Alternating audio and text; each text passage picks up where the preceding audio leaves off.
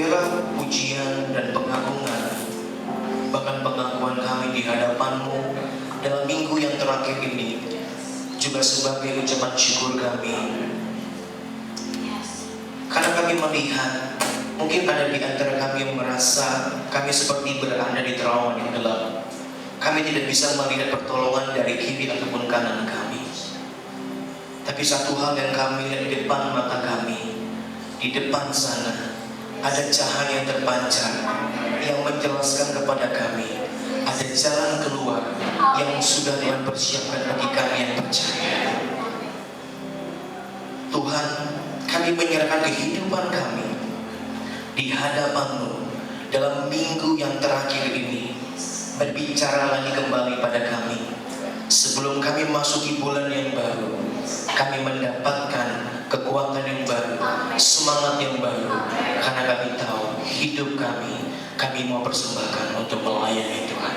Di dalam nama Tuhan Yesus, kita yang diberkati bersama-sama dengan saya, kita katakan amin. Berikan tepuk tangan yang berat Tuhan lagi sekali lagi. Terima kasih dalam nama Tuhan Yesus. Bersyukur sekali untuk hari ini bisa berada bersama-sama saudara sekalian di tempat ini. Kalau saya tidak salah, ini merupakan kali kedua saya ada ataupun melayani bersama-sama di tempat ini.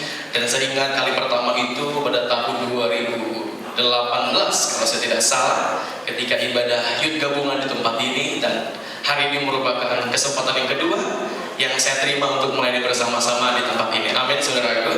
Nah, saudara saya kasih dalam nama Tuhan Yesus, sekali lagi saya mengucapkan banyak terima kasih untuk gembala senior kita, Pastor Jimilo dan Pastor Rida yang sudah memberikan kesempatan bagi saya, dan terima kasih untuk seluruh tim gembala GKI Bukit Zaitun yang juga sudah memberi kesempatan, kepercayaan kepada saya untuk melayani pada pagi hari ini. Nah, saudaraku, izinkan terlebih dahulu, mungkin saudara bingung ini orang hitam keriting depan ini siapa gitu ya, waktu itu muncul gitu ya. Oke.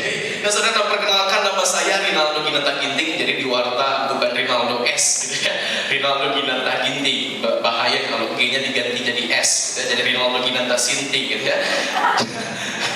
Terima kasih. Saya percaya ada kesalahan teknis dalam menulis nama saya di warta. Nama saya Rinaldo Ginanta Ginting. Saya menerima panggilan Tuhan untuk melayani Tuhan dengan sepenuh waktu pada saat saya berusia 18 tahun. Pada waktu itu saya ingat sekali, kalau saya tidak salah tahun 2011 atau 2012. Tetapi untuk menerima panggilan Tuhan untuk melayaninya, sungguh pada waktu itu bukan hal yang mudah bagi saya. Oleh karena saya menyadari bahwa pada waktu itu saya merasa frustasi. Kenapa? Pada waktu tamat SMA saya merasa saya tidak punya hari depan. Jadi saudara, kalau saya berada di panggung ini dan bisa berkhotbah, saya percaya semua para hamba Tuhan yang berdiri di atas panggung ini punya proses dan perjalanan kehidupan yang tidak mudah. Tapi ingat bahwa apapun yang terjadi di dalam kehidupan kita, Tuhan Yesus baik. Tuhan Yesus selalu baik untuk setiap kita. Nah, saudara, saya kasih dalam nama Tuhan Yesus, di balik rasa frustasi dan di balik rasa ketidakpercayaan saya akan hari depan saya, justru itulah yang menjadi proses bagaimana Tuhan mengajarkan saya di tengah kesulitan, di tengah ketidakpastian akan hari depan saya yang saya rasakan. Justru itu menjadi proses dari Tuhan supaya saya datang dan berharap kepada Tuhan. Sehingga saat saya datang dan berharap kepada Tuhan, saya tahu bahwa kekuatan yang sesungguhnya bukan karena hebat dan kepintaran saya, tapi semata-mata hanya Tuhan yang dapat memberikan kekuatan bagi setiap kita yang percaya. Nah, saudara, saya kasih dalam nama Tuhan Yesus. Singkat cerita, saya melayani sampai hari ini. Saya menyelesaikan pendidikan saya baik yang di I3 maupun puji Tuhan kesempatan pada waktu lalu bisa studi di Singapura. Dan kami dua bersaudara. Saya tidak sempat menunjukkan foto kakak saya karena jujur saudara, kami ini berbeda jauh kulitnya. Kakak saya putih, saya hitam. Dulu dikatakan kakak saya rambutnya keriting, saya lurus. Tapi begitu papa mama saya membotakin kami, pindah rambutnya, katanya demikian. Kakak saya lurus dan saya jadinya ala kadarnya. Ya saudara, pada pagi hari ini saya rindu sekali mengajak setiap kita untuk kita bersama-sama membuka Alkitab kita dari 1 Korintus pasal 12. Saya percaya bahwa sudah banyak sekali para hamba-hamba Tuhan yang luar biasa di tempat ini yang menyampaikan tentang bagaimana kita harus bertahan di tengah ketidakpastian, bertahan di tengah kesulitan, bertahan di tengah badai. Banyak sekali. Tapi hari ini saya rindu sekali untuk membagikan satu hal yang lain lagi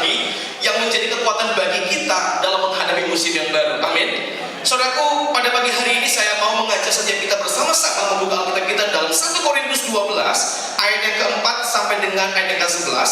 Dan pada pagi hari ini saya memberikan satu tema renungan, yaitu keharmonisan dalam melayani. Nanti kita akan belajar banyak hal dari topik ini.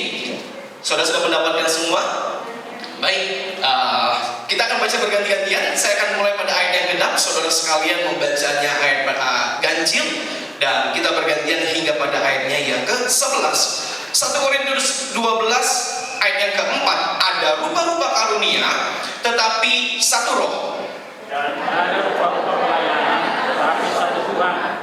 Dan ada berbagai-bagai perbuatan ajaib, tetapi Allah adalah satu yang mengerjakan semuanya dalam semua orang. Tetapi kepada tiap-tiap orang dikaruniakan roh untuk kepentingan bersama. Ayat yang ke-8 ya. Sebab kepada yang seorang roh memberikan karunia untuk berkata-kata dengan hikmat, dan kepada yang lain roh yang sama memberikan karunia berkata-kata dengan pengetahuan.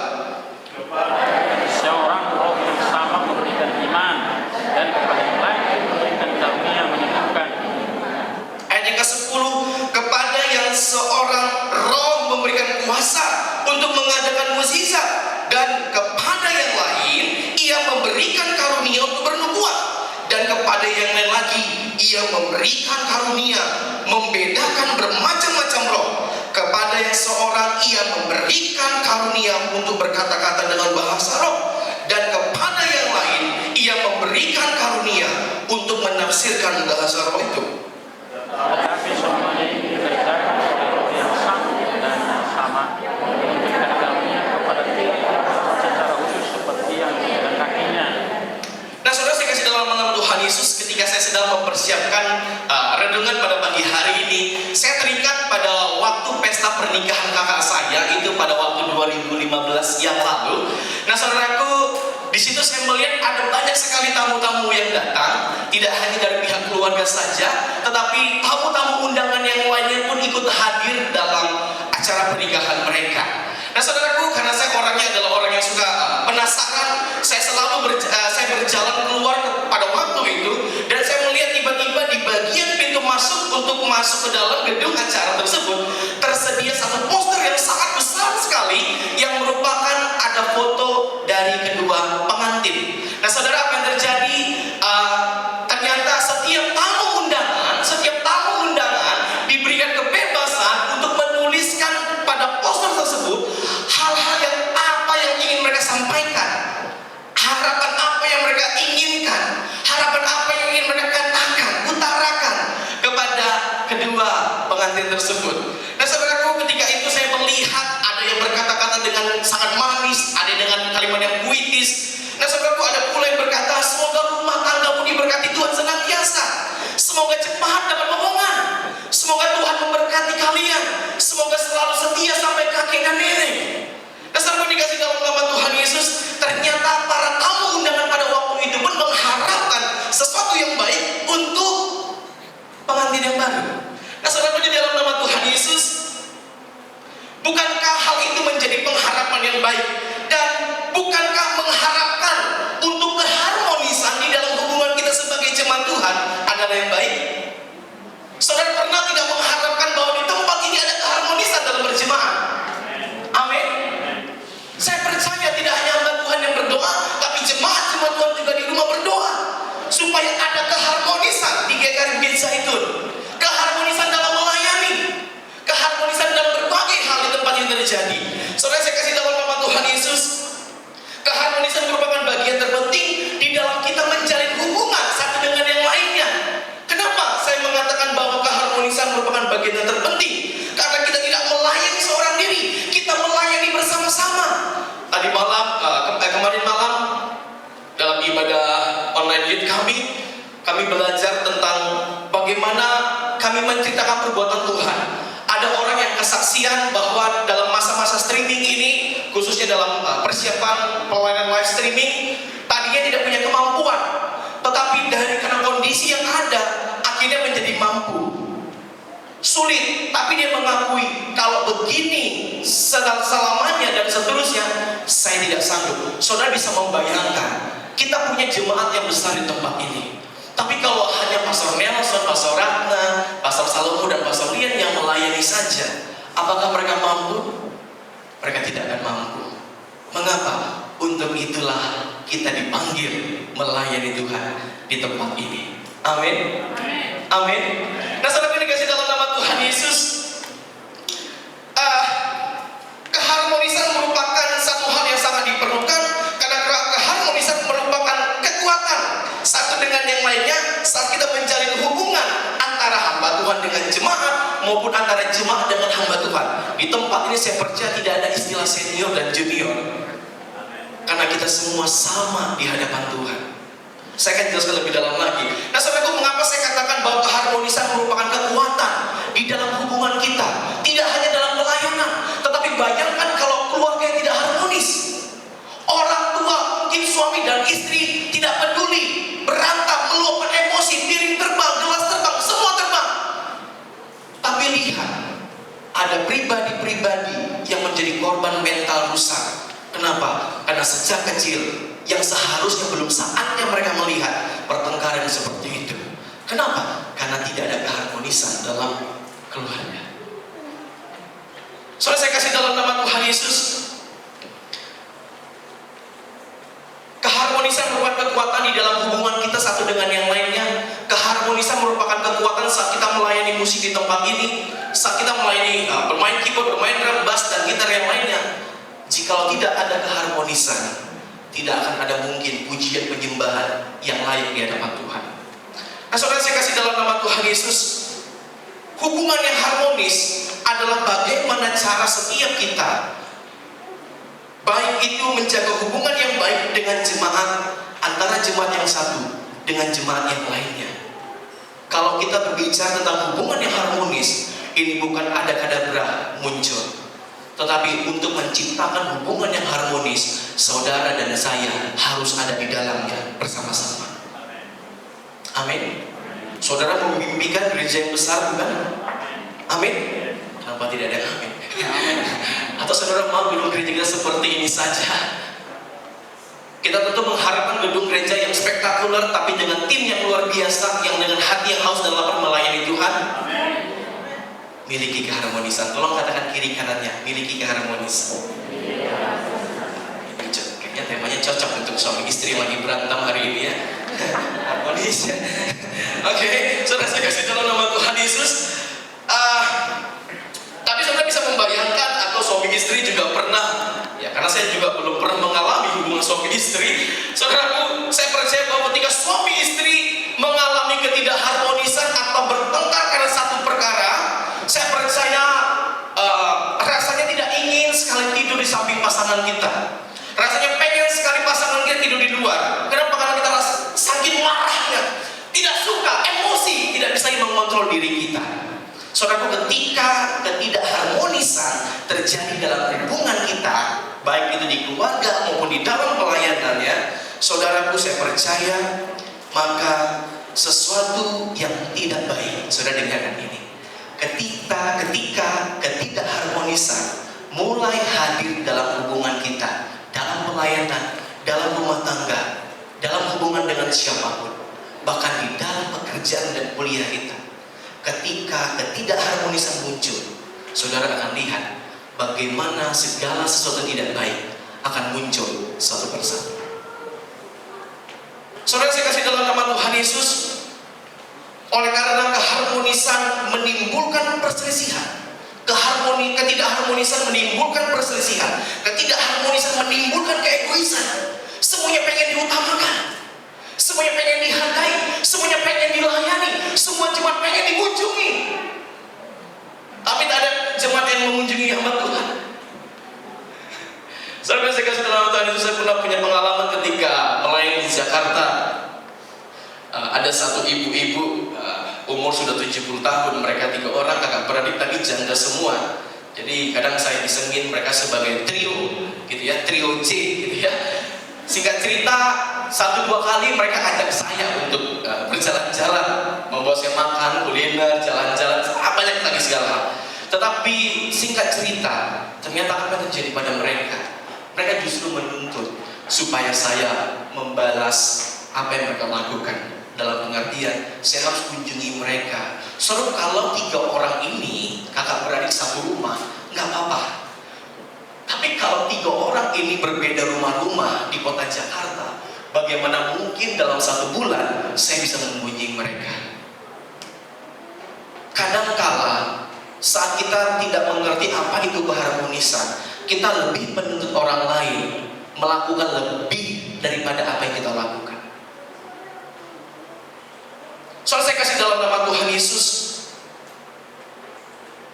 saya percaya bahwa jemaat di tempat ini adalah orang-orang yang selalu mengharapkan keharmonisan. Dan kita adalah orang-orang yang selalu bisa menciptakan keharmonisan. Katakan, saya bisa menciptakan keharmonisan. Sekali lagi katakan, saya bisa menciptakan keharmonisan. Saudaraku, bukankah dalam Mazmur 133 ayat yang pertama boleh ditampilkan? Ada sudah tidak asing lagi, tentu kita sudah hafal semua. Mazmur 133 ayat yang pertama, mari kita baca bersama-sama dengan suara yang keras. 1, 2, 3. Nyanyian ziarah Daud. Sungguh alangkah baiknya dan indahnya apabila saudara diam bersama dengan rukun. Alkitab yang dicatat beribu-ribu tahun yang lalu juga menginginkan supaya orang yang membaca Mazmur 133 mereka bisa mengerti betapa pentingnya hidup dalam kerukunan. Amin. Saudara bisa membayangkan kalau anak kita, generasi kita, antara anak si A dan anak si B tidak memiliki keharmonisan, apa yang terjadi dalam keadaan mereka? Mungkin mereka tidak singgung menyinggung secara langsung, tetapi di balik layar mungkin mereka saling menjatuhkan. Para orang tua, kita tidak tahu apa yang terjadi pada anak-anak kita. Mungkin ini kesempatan yang baru bagi kita saat anak kita sekolah secara online, tetapi pada waktu mereka secara langsung sekolah di sana, kita tidak tahu apakah mereka dibully atau tidak. Kita nggak tahu apakah mereka diejek atau tidak. Kita nggak tahu apakah mereka disepelekan atau tidak. Bayangkan kalau anak-anak kita ada tipikal orang yang mendendam, dia tidak mau mengutarakan dan tidak pandai mengutarakan. Bagaimana mungkin dia bisa menciptakan keharmonisan dalam lingkungannya untuk papa mamanya? Oleh karena itu, betapa pentingnya peran kita sebagai orang tua menciptakan keharmonisan. Mungkin di sekolah dia tertekan, tapi yang menjadi kesukaannya adalah aku pulang ke rumah karena di rumah ada damai sejahtera. Mungkin kita mau ngomel bahwa kok kenapa saya keluar malam, pulang malam, berkeliaran, jadikan rumah sebagai hotel, mandi habis itu pergi. Lihat dulu, jangan-jangan anak kita pun tidak nyaman di rumah kita. Nah saudara, saya kasih dalam nama Tuhan Yesus, pernahkah saudara menyadari mengapa ketidakharmonisan itu banyak sekali melanda di dalam hubungan jemaat Tuhan? Saudara coba lihat dulu kiri kanannya, kira-kira kita berdamai gak dengan orang kiri kanan kita depan belakang? Pastikan dulu saudara, pastikan dulu, pastikan bahwa saudara berdamai, saudara memiliki hubungan yang harmonis dengan orang di sebelah kiri kanan kita. Atau mungkin tidak secara kebetulan kok dia bisa duduk di sebelah dengan tema yang hari ini. Saudara, mungkin adalah pesan Tuhan supaya kita berdamai dengan sesama kita. Kenapa? Karena kita sekali lagi kita dipanggil untuk melayani Tuhan. Kita dipanggil untuk melakukan hal yang spektakuler. Kenapa? Karena dalam Matius 28 dikatakan, jadikanlah semua bangsa.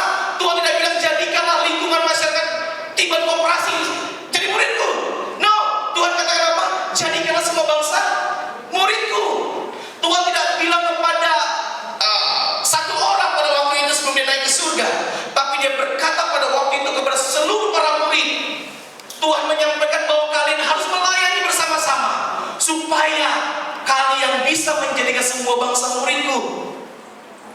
Saudaraku, gambar tercontoh yang paling mudah adalah coba lihat kiri kanan ataupun bangku yang masih kosong. Bangku yang dikosong mungkin adalah sebagai jarak social distancing di antara kita. Tapi coba berpikir di sisi lain bahwa bangku yang kita sudah siapkan ini bagi jemaat-jemaat yang belum percaya. Kenapa tidak katakan amin? Amin. Kalau gedung kita sudah dipersiapkan yang di atas,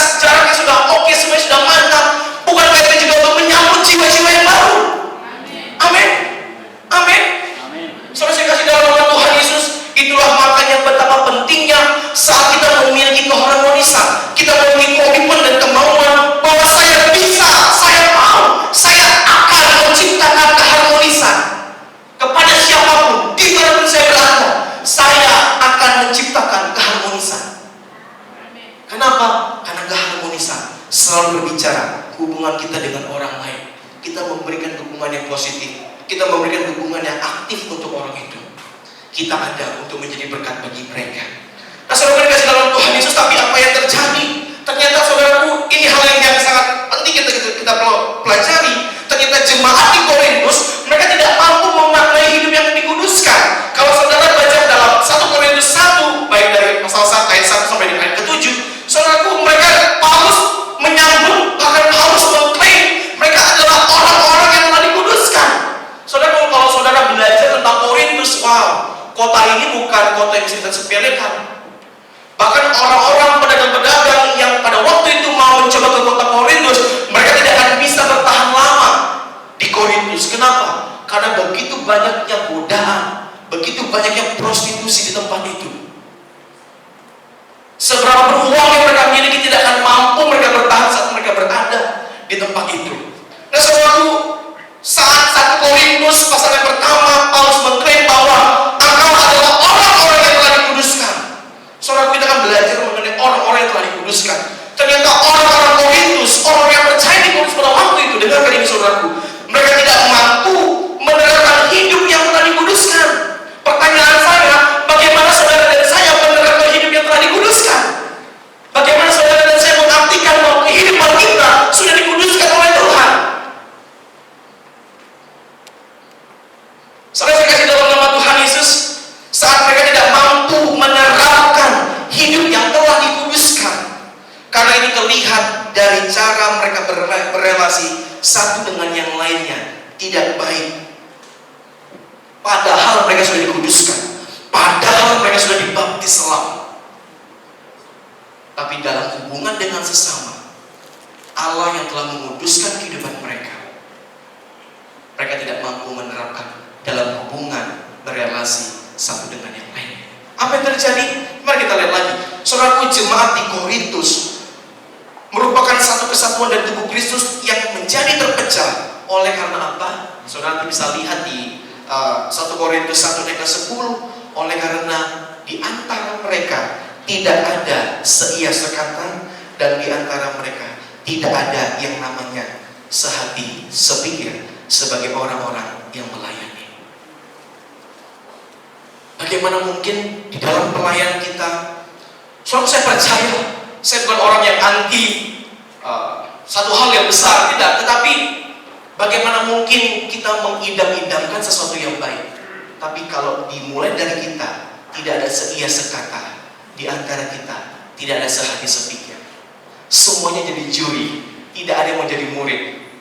Suatu waktu ketika saya pulang malam dengan Bapak Anayut, tiba-tiba di GDS di gerbang itu ada ular sawah panjang sekali, dan sampai sapam yang di Imperium, sapam yang di Taman Bunga sebelah, semuanya datang, semuanya melihat, semuanya jadi juri, semuanya jadi guru, tidak ada yang mau jadi murid. Tangkap saja Pak, nggak apa itu, nggak akan gigit, tapi tidak ada yang mau jadi murid untuk menangkapnya. Semuanya mau jadi guru, semuanya mau memberikan perintah, tapi semuanya tidak mau melakukan. Kenapa? Karena merasa takut digigit. Yang satu bilang, nggak apa, nggak akan digigit kok, nggak akan digigit kok. Kalau digigit nanti gimana? Nggak berbisa. Udah sekadar, nggak digigit ya, kalau digigit ya nggak berbisa. Saudaraku, semuanya mau jadi guru, semuanya mau memberikan perintah. Kalau kita mengerti hidup kita sudah dikuduskan, kita sudah menerima Yesus sebagai Tuhan dan Juru Selamat kita, maka tidak mudah bagi kita untuk memiliki kaki dan tangan sebagai murid. Amin. Saudaraku, saya pernah waktu kuliah di I3 di Batu Malang, saya pernah dihukum karena terlambat bangun tidur, karena memang tidur itu nyenyak. Saudaraku, jadi saya kena hukum 2 jam. Lalu hukuman yang saya terima pada waktu itu adalah saya harus membersihkan kamar mandi. Saudara maaf ya. Jadi pada waktu itu, pada waktu saya pergi ke kamar mandi, saya berpikir bahwa oke, kamar mandi doang, udah hanya cuma 2. Kamar mandi pertama saya bersihkan, beres.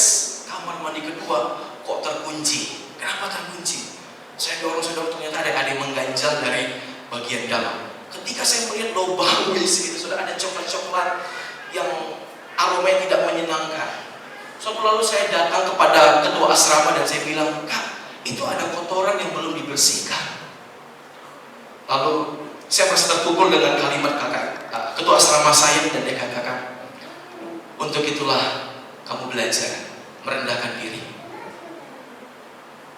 Kalau kamu tahu hidupmu telah dikuduskan, kamu tidak takut menggunakan tangan untuk membersihkan segala sesuatu yang kotor di depan matamu." Nih, minyak kayu putih, cium sambil bersihkan. Bagus ya? Dia tidak hanya menjadi guru, tapi dia menjadi jalan keluar. Setidaknya dia berikan saya minyak kayu putih supaya aroma coklat itu tidak terlalu menyerap ke hidung saya. Saudaraku, jangan jadi guru, tolong katakan kiri kanan kita. Jangan jadi guru. Wah, semangat sekali ya kalau ngomong seperti ini ya. Saudara, saya kasih tahu nama Tuhan Yesus. Mereka jemaat di Korintus, oke kita kembali. Jemaat di Korintus ini mereka merasa, perhatikan saudaraku, bahwa mereka lebih mementingkan kepentingan mereka. Mereka lebih memiliki hati untuk kepentingan mereka. Mereka tidak punya memiliki hati, mereka tidak memiliki hati demi kepentingan bersama, tidak ada. Tetapi kalau untuk kepentingan sendiri, mereka punya hati. Nah, saudara dikasih dalam Tuhan Yesus, bagaimana mungkin kita bisa harmonis dalam melayani Tuhan? Bagaimana mungkin kita bisa harmonis di dalam panggung yang kudus ini kalau kita tidak punya hati dalam melayani bersama? Kita tidak punya hati untuk kepentingan bersama. Kita lebih memiliki hati untuk kepentingan kita. Kenapa? Karena kita merasa aku lebih butuh saat ini. Hal ini saudara bisa perhatikan ketika awal-awal corona, begitu di kota Jakarta maupun di kota yang lainnya. Saudara bisa lihat ada orang yang berbelanja sampai rebutan, bahkan ada sampai berantem di depan kasir belanja. Kenapa? Karena mereka lebih mementingkan kepentingan mereka. Kenapa saya mengatakan demikian? Kakak saya menjadi korban pada waktu itu. Ketika mau membeli pampers untuk anaknya, di semua mall daerah perumahan mereka tidak ada lagi. Semuanya diborong orang begitu banyak sekali. Sampai-sampai kakak saya minta bahwa boleh nggak satu. Tapi ibu tuh kata nggak boleh. Wah, saudaraku, ketika dalam kesulitan kita akan melihat tingkat keegoisan orang lain lebih besar. Kenapa? Karena dia ingin untuk diutamakan. Tetapi seharusnya kita belajar, sekalipun dalam kesulitan, kita masih bisa bersikap baik di hadapan Tuhan dan sesama. Saudara, saya kasih dalam nama Tuhan Yesus, seharusnya kalau kita memaknai kehidupan yang telah dikuduskan oleh Allah, saya percaya di antara kita sudah banyak yang dibaptis selam. Oleh karena itu, marilah kita memiliki keharmonisan, sehingga keharmonisan tidak memecah belah kekudusan kita. Ketidakharmonisan tidak memecah belah hubungan kita, kekudusan kita, keluarga kita, pelayanan kita di tempat ini. Nah, saudara, saya kasih dalam nama Tuhan Yesus, jemaat di Korintus yang merupakan satu kesatuan dari tubuh Kristus, mereka menjadi terpecah. Tadi saya katakan tidak ada seia sekata di antara mereka dan tidak ada sehati sepikir di antara mereka. Tetapi saudara saya kasihi, ketika Rasul Paulus mendengarkan persoalan ini, saudara lihat, saya akan khotbah tidak hanya untuk jemaat, tapi untuk kita semua para hamba Tuhan. Amin. Saudaraku, ketika Rasul Paulus mendengarkan persoalan terjadi di jemaat Korintus, saudara lihat apa yang Paulus lakukan. Rasul Paulus menulis surat mulai dari 1 Korintus sampai 2 Korintus. Rasul Paulus menuliskan, dan di bagian-bagian awal apa yang Rasul Paulus tuliskan sifatnya adalah Rasul Paulus sebagai hamba Tuhan. Dia berjuang sekali dengan detail menjelaskan pada jemaat di Korintus bahwa perpecahan itu tidak baik. Jangan kamu pecah, jangan kamu egois, kamu harus merendahkan hati. Wow. Ketika saya membaca kalimat Rasul Paulus, saudaraku, terkadang kala kita sebagai jemaat Tuhan maupun kita sebagai hamba-hamba Tuhan, memang benar kita harus bisa berperan juga tetap sebagai hamba Tuhan. Jangan selalu jadi jemaat. Kenapa? Karena ada waktunya kita akan dihadapi oleh Tuhan dengan orang-orang yang membutuhkan jawaban dari kita. Tidak akan mungkin saudara ketika saudara dihadapi dengan hal yang sulit diminta jawaban, saudara telepon Pak Salomo tolong dulu ke sini. ada masalah ini Pak, kita bisa menjelaskan bahwa sesuatu yang tidak baik itu Tuhan tidak inginkan. Kenapa kita bisa? Karena hidup saudara dan saya telah dikuduskan. Amin. Nah, saudara, saya kasih dalam nama Tuhan Yesus, Rasul Paulus tidak menginginkan permusuhan di antara mereka. Rasul Paulus tidak pernah mengajarkan orang-orang Kristen menyimpan kebencian satu dengan yang lainnya. Tidak ada dalam Alkitab kita dikatakan simpanlah kebencian maka engkau akan kaya. Tidak ada. Rasul Paulus tidak pernah katakan bahwa benih kebencian akan menjadi bibit-bibit harta kekayaan di hari yang akan datang. Tidak ada. Justru menyimpan kebencian menjadi perusak dalam hidup kita, mental kita, hati kita. Makan pun orang itu menjadi benci kita. Padahal dia yang makan, kita nggak makan. Karena kita benci sama dia, karena kita lihat dia makan, kita dia benci. Semua yang dia lakukan kita merasa benci sekali aku. Saudaraku, kok ada yang coba seperti ini ya? Kok ada orang-orang yang seperti ini? Saking bencinya melihat orang lain, rasanya nggak pengen melihat orang hidup. Rasanya nggak pengen. Ada satu anak yatim saya bilang begini, aku benci sama dia Bang, aku nggak mau lihat dia. Saya bilang, kalau kau nggak mau lihat dia, jangan salahkan dia, kau pergi ke atas, ke surga, sudah selesai hidupmu. Karena benci melihat orang lain. Orang lain senyum pun dia merasa, dia lihat Bang senyum itu munafik kali. Dia senyum loh. Nyanyi di atas mimbar Allah. Padahal munafik. Semua serba salah. Saudara mengerti kenapa kebencian jika bertata dalam hati kita, segala sesuatu yang dilakukan orang lain, orang tersebut menurut kita salah terus. Bahkan mungkin ada hamba Tuhan, lihat itu, khotbah perutnya aja maju ke depan.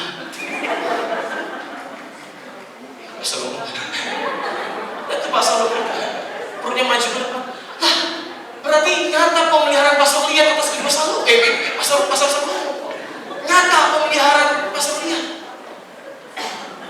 Apa hubungannya kalau pastor selalu perutnya maju ke depan dengan kita yang perutnya nggak maju ke depan? Di mana letak kebencian kita? Perut berpasar selalu. Sama. Apa hubungannya kehidupan orang lain dengan kehidupan kita? Kalau dia kaya itu udah bagian dia. Kalau dia mobil baru itu udah bagian dia. Kalau dia diberkati Tuhan itu sudah bagian dia. Ya, anak-anak muda dengarkan ini. Kalau engkau merasa engkau kurang secara fisik, jangan siap dengan orang lain. Sehingga engkau harus diet 24 kali 24 jam. Demi menurunkan berat badanmu, demi memulihkan rambutmu dan memutihkan kulitmu, engkau tidak keluar 30 malam. Tidak seperti itu caranya. Pastor Victor Wang, senior pastor dari ICC, pada waktu itu dapat kesempatan dari Tuhan pergi ke Israel, dan pada waktu itu ada hari yang khusus di mana mereka mendapatkan kesempatan untuk berada di Laut Mati. Saudara berapa banyak di antara yang sudah pernah ke Yerusalem? Boleh lambaikan tangan. 1, 2, oke. Kita sama, saya juga belum pernah, baru 2 orang. Ya saudaraku, ketika Pastor Victor Wang mendapatkan kesempatan dan tahu bahwa waktunya bisa berenang di Laut Mati. Saudara tahu bahwa lumpur dari Laut Mati itu sangat baik untuk kulit, setuju ya? Nah saudaraku, pastor ini dia ambil, dia lumur, mukanya semua kecuali mata, hidung dan mulutnya dan kupingnya, dia lumurkan dengan semua, dia oles dengan lumpur Laut Mati. Berjam-jam, lalu datanglah tour guide mereka mengatakan, pastor, sudah berapa lama? Sudah lebih dari 1 jam. Jangan pastor, itu justru tidak bagus untuk pastor. Wah, dia cepat membersihkan, dia bersihkan semua dengan sabun. Dengan sampo dia bersihkan. Ketika habis mandi, sudah tahu apa yang terjadi? Ternyata kulitnya yang hitam tetap menjadi hitam. Di situ dia menyadari bahwa kulit yang asli adalah yang terbaik daripada Tuhan. Kalau saudara rambutnya keriting, gak usah dilurus-luruskan. Itu sudah yang terbaik dari Tuhan. Kalau saudara sudah mulai mungkin di belakang, di depan sudah mulai menggundul, it's okay. Sudah waktunya memang. Sudah waktunya untuk dia tidak bertumbuh lagi. Saudaraku, apa yang Tuhan berikan adalah segala yang baik di dalam kehidupan kita. Amin. Amin. Berikan tepuk tangan dulu dong.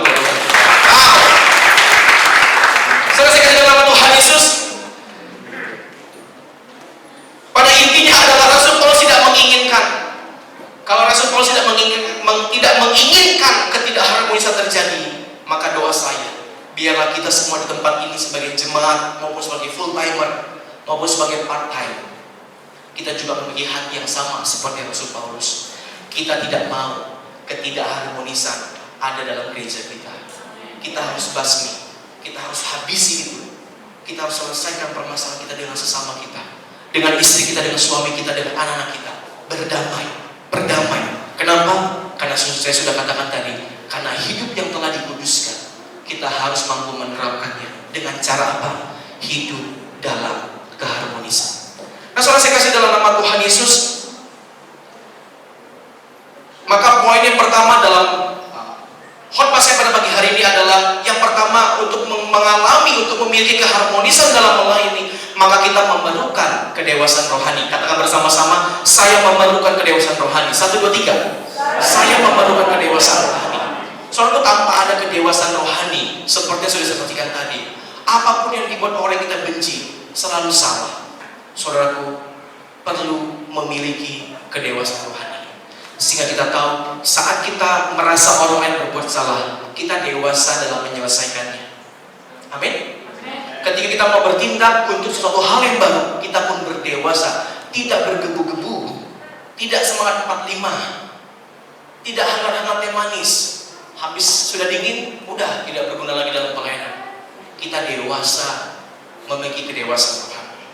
Saudara dikasih dalam Tuhan Yesus, tahukah Anda bahwa ternyata di dalam ketidakharmonisan ternyata ada jemaat-jemaat Tuhan. Saudara, maaf sekali, tetapi ini yang menjadi kenyataannya. Di dalam ketidakharmonisan ada jemaat-jemaat Tuhan yang memisahkan diri. Bahkan mereka mencoba mencari kepuasan dengan gereja-gereja lain yang menurut mereka bisa dihargai dan dipuaskan di gereja itu. Soalnya ada beberapa jenis burung yang berterbangan beribuan kilometer dari musim yang dingin, mereka berterbangan ke musim yang lebih hangat. Dan ketika mereka telah menemukan tempat yang sementara, dan ketika musim sudah berganti, mereka akan kembali ke tempat yang semula.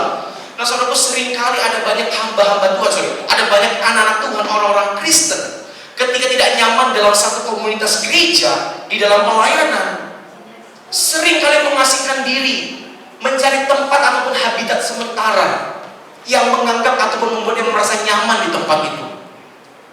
Saudaraku, kalau kita memiliki kedewasaan rohani, saat kita merasa disakiti karena 1-2 hal, kita merasa kita nggak pantas lah masa aku ditegur depan umum, it's okay. Oleh karena itu kita ada. Karena apa? Manusia menajamkan sesamanya. Saudara tidak perlu ambil batu asal lalu menajamkan pipi saudara. Tidak perlu. Sesama yang menciptakan, diberikan Tuhan untuk menajamkan kita. Amin. Nah, saudara yang saya kasih dalam Tuhan Yesus, saya akan cepat pada bagian ini.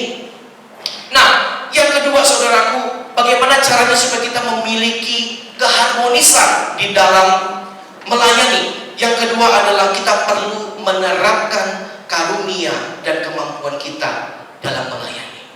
Saudara, saya akan tutup di bagian ini dan mari kita perhatikan bersama-sama dengan baik. Saudara, kenapa saya mengatakan bahwa di dalam keharmonisan, untuk memiliki keharmonisan dalam melayani, kita perlu menerapkan karunia dan kemampuan yang Tuhan berikan ke dalam kehidupan kita. Nah, saudara, saya kasih dalam nama Tuhan Yesus, jemaat di Korintus, maaf, mereka bukanlah jemaat yang bisa kita sepelekan. Kenapa? Dari pasal 12 ayat 4 sampai dengan pasal selanjutnya dikatakan bahwa jemaat di Korintus adalah jemaat yang penuh dengan karunia-karunia. Mereka bukan orang-orang, bukan jemaat-jemaat yang bisa kita sepelekan. Jemaat di Korintus memiliki lengkap karunia demi karunia ada pada mereka. Tapi lihat, saat mereka merasa memiliki segala sesuatu, justru itulah yang menjadi cara mereka untuk merendahkan satu dengan yang lainnya. Saat mereka merasa mereka dipromosikan, kita merasa kita dipromosikan, kita diangkat, kita naik jabatan, kita lupa bahwa sebelumnya kita pernah di bangku itu, tapi kita justru malah mengucilkan orang lain. Kenapa? Karena kita merasa mendapat sesuatu yang lebih penting daripada orang lain. Saudaraku, teman saya pernah 1 tahun pelayanan di Makau, dan dalam pelayanannya itu seharusnya gereja yang meminta dia bertanggung jawab untuk kebutuhan, untuk allowance-nya dia. Tetapi ketika sampai di Makau, teman kami ini dikatakan dia harus bekerja tapi bekerja sebagai pembantu rumah tangga untuk membayar tempat dia tinggal dan kebutuhan hidupnya setiap bulannya. Singkat cerita, teman kami ini mengalami kelemahan secara fisik dan tiba-tiba dia berobat di check up ke dokter yang ada di Makau, dan dokter melihat dari hasil ronsen yang ada ditemukan ternyata teman kami ini mengalami pembocoran di jantung, dan dokter katakan harus beristirahat total, tidak bisa disepelekan lagi. Lalu dia pulang, dia bawa hasilnya kepada mentornya, kepada hamba Tuhannya. Dia katakan, "Ibu, saya barusan check up dan dokter katakan saya mengalami pembocoran di jantung. Ini surat dokter menyatakan saya harus beristirahat." Saudara tahu apa yang dikatakan oleh hamba Tuhan ini? Dia katakan, "Kamu jangan lemah jadi perempuan. Kamu pasti bisa." Saudaraku, sering kali kita memperlakukan seseorang dengan cara seakan-akan dia adalah budak dalam kehidupan kita. Karena kita merasa kita lebih hebat, kita lebih tinggi daripada orang itu. So suka-suka hati kita memperlakukan orang itu. Kalau kita menyadari karunia apa yang kita miliki adalah pemberian daripada Tuhan, pasti ada kerendahan hati di antara kita. Kita memperlakukan orang lain semuanya dengan cara yang baik dan dengan cara yang tepat. Nah, saudara saya kasih dalam nama Tuhan Yesus, saat jemaat Korintus merasa mereka paling hebat, mereka mulai menyombongkan diri dan mengucilkan orang lain. Kemudian mereka pun betul-betul mengalami satu kehancuran yang luar biasa di antara mereka. Nah, saudaraku, untuk menciptakan keharusan dalam pelayanan sangat perlu menerapkan karunia yang Tuhan berikan kepada setiap kita dan menerapkan segala kemampuan yang Tuhan berikan kepada kita. Saya undang pemusik untuk maju ke depan. Saudara yang saya kasih dalam nama Tuhan Yesus, anak muda dengarkan hal ini. Gereja ini adalah rumahmu. Halo anak muda, saya boleh melihat tangan-tangan anak muda di tempat ini. Anak yang masih muda, anak muda dengarkan. Rumah ini adalah gerejamu. Gereja ini adalah rumahmu. Tempat di mana engkau beribadah, di sinilah tempat engkau beribadah. Teman-teman anak muda yang saya kasih dalam nama Tuhan Yesus, dalam 1 Korintus 12 ayat yang ke-7 dikatakan, tetapi kepada tiap-tiap orang dikaruniakan roh untuk kepentingan bersama. Dengarkan ini. Sejak engkau muda, sejak engkau mengenal Tuhan Yesus, bahkan para orang tua percayalah, sejak kecil kita mendoakan anak-anak kita, Tuhan sudah memberikan karunia demi karunia kepada masing-masing anak kita. Ajarkan mereka, ingatkan mereka, engkau berharga di mata Tuhan. Engkau punya kemampuan yang spesial. Kau mendapatkan sesuatu yang berasal daripada Tuhan, bukan dari dunia ini. Tapi lihat apa yang Tuhan berikan. Rasul Paulus katakan bahwa itu diberikan dan harus digunakan sebagai kepentingan bersama, bukan untuk kepentinganmu. Jangan kita menjadi anak muda yang selalu minta untuk dilayani, tapi belajar melayani. Belajar jadikan tangan dan kakimu sebagai seorang hamba di hadapan Tuhan. Walaupun itu hanya mengutip gelas aqua, gelas minuman orang lain, it's okay. Amin.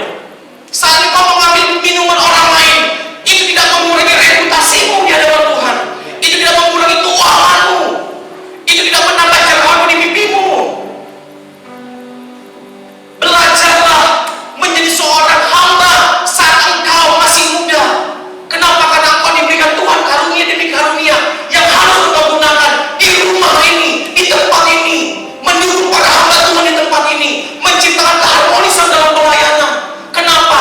Matius 28. Karena tugas kita bersama-sama dengan seluruh para hamba Tuhan kita adalah tugas yang besar, tugas yang spektakuler. Bangku-bangku yang kita sediakan bukan hanya untuk engkau, tapi untuk menyambut jiwa-jiwa yang lain. Oleh karena itu, para orang tua kita membutuhkan engkau sebagai generasi selanjutnya. Ketika Saul menghadapi Goliat, apakah Saul mampu? Dia tidak mampu. Tapi Daud datang kepadanya. Dia berikan apa yang ada padanya kepada Daud. Daud katakan, aku tidak biasa seperti ini.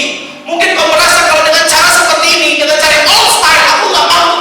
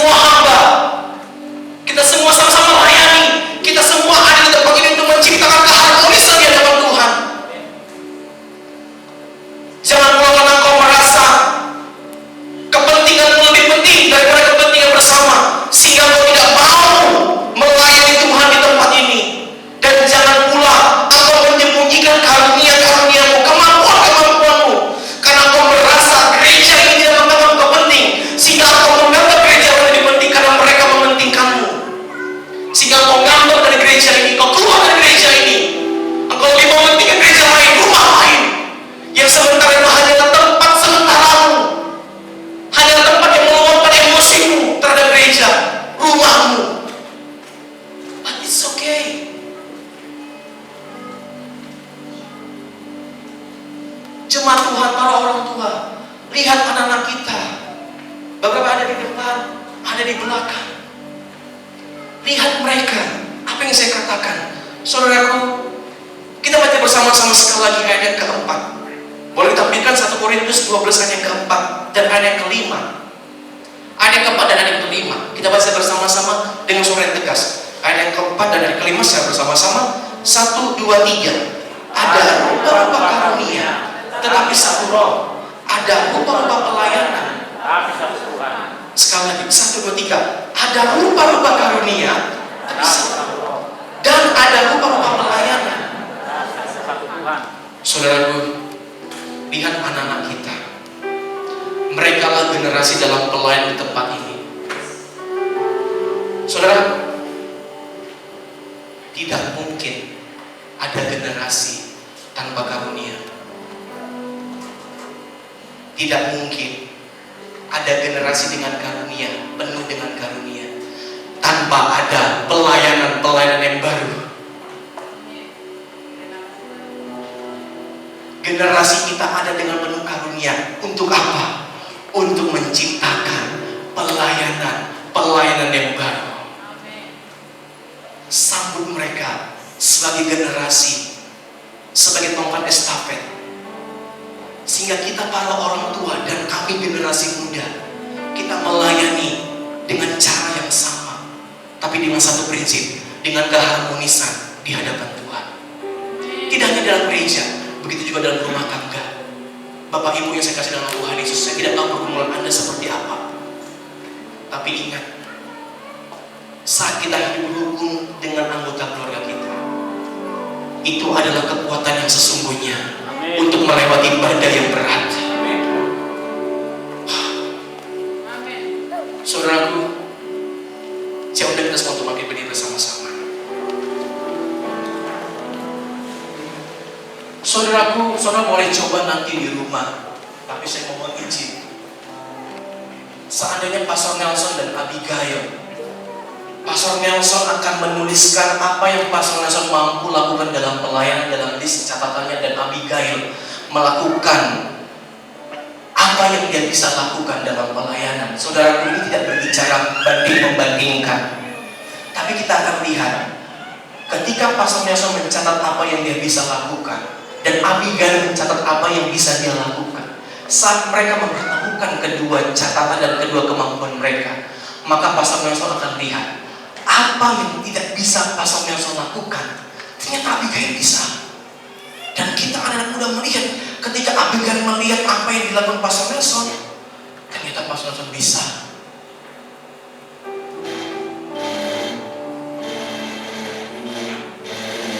Saudara saya kasih dalam nama Tuhan Yesus, untuk memiliki keharmonisan dalam pelayanan, kita butuh kedewasaan rohani, dan kita harus menerapkan seluruh karunia dan kemampuan kita di dalam rumah Tuhan.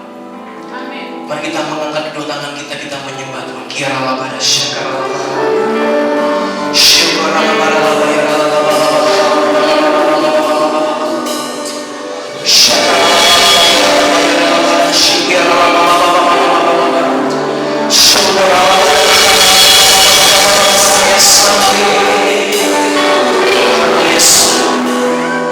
mari kita mulai menyembah dalam kebenaran.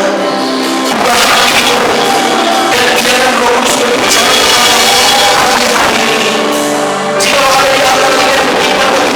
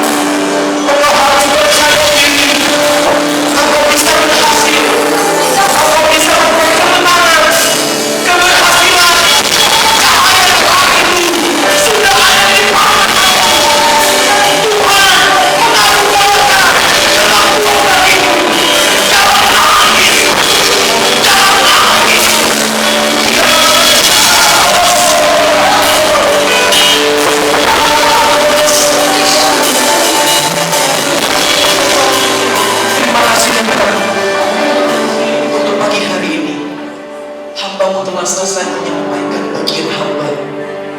Tapi biarlah lawatan kuasa Roh Kudus setiap waktu menjamah setiap kami. Kami akan melihat pagi hari ini bahwa tema GKRI sebagai tahun perluasan tahun ini akan terjadi. Kami akan melihat rupa-rupa karunia dari generasi demi generasi menciptakan berbagai-bagai pelayanan. Tempat ini dipenuhi dengan jiwa-jiwa yang baru. Tempat ini menjadi tempat di mana Tuhan bertata. Dan di tempat ini kami akan melihat keharmonisan demi keharmonisan mulai hadir dan semakin hadir, dan keharmonisan menjadi nilai pelayanan di tempat ini. Di dalam nama Tuhan Yesus kita yang percaya dan kita diberkati bersama-sama dengan saya, kita katakan amin. Tepuk tangan sekali.